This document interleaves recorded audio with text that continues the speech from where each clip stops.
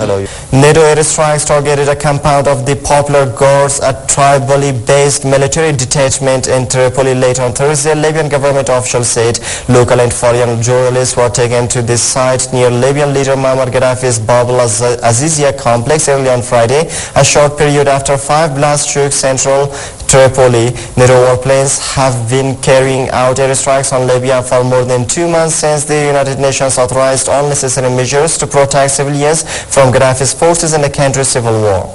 G8 leaders in a statement after a 2-day summit in France on Friday condemned violence by Yemeni forces against peaceful protesters and called on President Ali Abdullah Saleh to stick to his commitment to end his 32-year rule.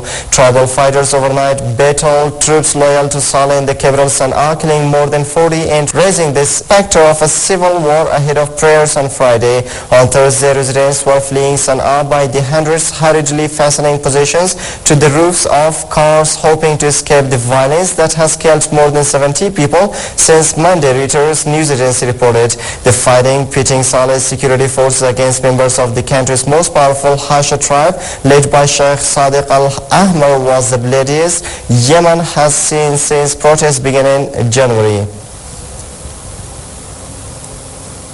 At least 3 people are reported killed in the southern Syrian town of Diyal after security forces opened fire to disperse a demonstration, according to activists. The 3 men were gunned down as they stood on rooftops chanting "God is greatest." The London-based Syrian Observatory for Human Rights said the killings came with further demonstrations expected on Friday after midday prayers, and the human rights group Amnesty International has accused Syrian security forces of deliberately killing hundreds of demonstrators in the city of Daraa. Meanwhile, group of 8 leaders attending a summit in France on Friday said they were appalled at the killing of peaceful protesters in Syria and are considering further measures against the country.